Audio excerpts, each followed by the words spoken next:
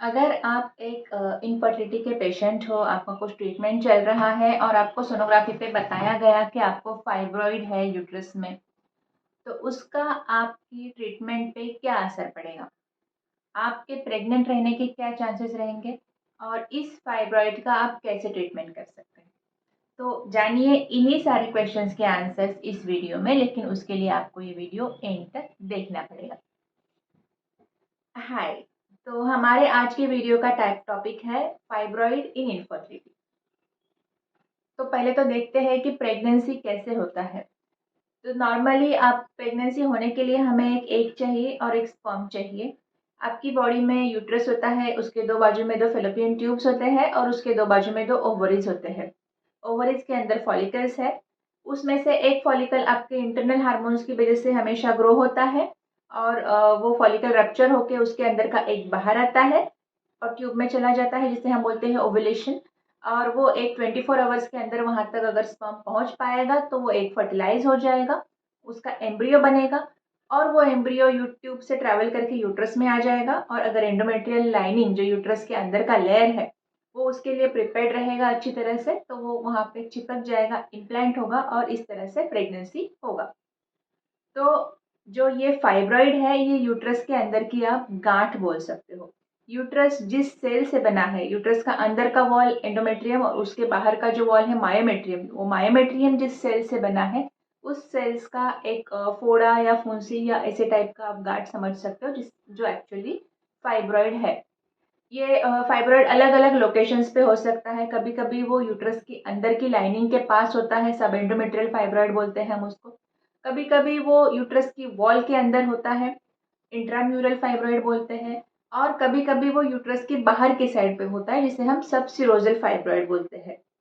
Fibroid का size भी vary कर सकता है। कभी कभी कोई फाइब्रॉइड बहुत छोटे होते हैं, 1 सेंटीमीटर से भी छोटे साइज के होते हैं, और कभी कभी कोई फाइब्रॉइड बहुत बड़ा होता है, 5-6 सेंटीमीटर्स का होता है। तो फाइब्रॉइड का ट्रीटमेंट करना कितना ज़रूरी है ये डिपेंड करेगा वो कितने साइज का है और उसका पोजीशन कहाँ पे है। अगर कोई भी फाइब्रॉइड भले वो छोटा रहे, लेस देन 1 सेंटीमीटर का रहे, लेकिन वो यूट्रस के लाइनिंग के पास है, एंडोमेट्रियम के पास है, सब म्यूकोसल या सब एंडोमेट्रियल फाइब्रॉइड है, तो उसे निकाल के ट्रीटमेंट करना ही ज़्यादा बेहतर रहेगा। उसे निकालने के लिए हमें हिस्ट्रोस्कोपी या लेप्रोस्कोपी करना पड़ सकता है। ये सर्जिकल रिमूवल करना ही उसका ऑप्शन है।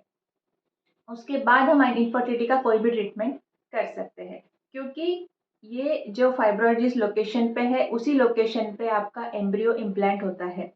तो वो फाइब्रॉइड भले भी छोटा रहेगा, लेकिन एम्ब्रियो के लिए वो बहुत बड़ा है, इसीलिए इम्प्लांटेशन के चांसेस इंप्रूव करने के लिए उसे निकालना ही एडवाइजेबल है। अभी अगर फाइब्रॉइड कोई बहुत बड़े साइज का रहेगा और किसी भी लोकेशन पे रहेगा, बड़ा साइज मतलब मोर देन 4 सेंटीमीटर्स, तो डेफिनेटली वहाँ पे भी उसको निकाल के आगे का ट्रीटमेंट करना बेहतर रहेगा, क्योंकि वो फाइब्रॉइड आपको बाद में, अगर आप एक तो आपके प्रेगनेंसी होने के चांसेस पे असर करेगा और प्रेग्नेंट होने के बाद भी वो तकलीफ दे सकता है, इसीलिए डेफिनेटली उसे निकाल के ही हम आगे का ट्रीटमेंट करेंगे तो बेटर रहेगा। जो फाइब्रॉइड इंटरमीडिएट साइज के हैं, मतलब बहुत बड़े भी नहीं हैं और वो यूट्रस के अंदर के लाइनिंग के पास भी नहीं है, एंडोमेट्रियम से काफ़ी दूर है, एंडोमेट्रियम पे उसका कुछ असर नहीं हो रहा है, उनको निकालना ज़रूरी है या नहीं, ये ज़रा ट्रिकी डिसीजन है। और वो डिपेंड करेगा 2-3 चीज़ों पे। आपका हिस्ट्री, आप कितने सालों से इनफर्टिलिटी के लिए ट्रीटमेंट कर रहे हो और कितने सालों से कौन से ट्रीटमेंट किए हैं और उसमें आपको सक्सेस मिला है नहीं मिला है। कभी कोई बायोकेमिकल प्रेगनेंसी या मिसकैरेज भी हुआ है, वो सब चीज़ें ध्यान में लेकर। और हर साइकिल में आपका लाइनिंग कैसे बढ़ता है, वहाँ एंडोमेट्रियल लाइनिंग जो सोनोग्राफी पे दिखता है, वहाँ पे ब्लड फ्लोज कैसे होते हैं, वो सब चीज़ें ध्यान में लेकर वो डिसीजन लिया जाता है कि उस फाइब्रॉइड को निकालना ज़रूरी है या नहीं है। अभी और एक क्वेश्चन मेरे पेशेंट्स मुझे हमेशा पूछते हैं कि क्या फाइब्रॉइड को का ट्रीटमेंट करने के लिए सर्जरी ही करना पड़ेगा, उनका कोई मेडिकल ट्रीटमेंट नहीं कर सकते?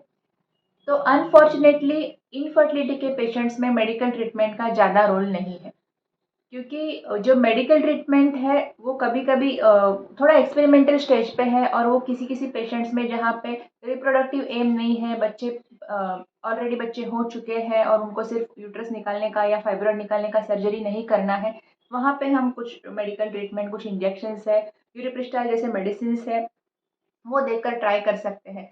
लेकिन उस ट्रीटमेंट का इनफर्टिलिटी के पेशेंट्स में ज़्यादा फ़ायदा नहीं होगा, क्योंकि वहाँ पे हमें एम्ब्रियो इम्प्लांट करने के लिए जो क्लीन जगह चाहिए वो सिर्फ हमें सर्जरी से ही मिल सकती है। तो आज के लिए इतना ही।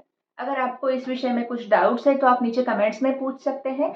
और अगर कंसल्टेशन के लिए आना है तो मेरा क्लिनिक चेंबूर और तिलक नगर एरिया में है। और यूट्यूब से आने वाले पेशेंट्स को हमेशा फर्स्ट कंसल्टेशन फ्री रहेगा। Thank you.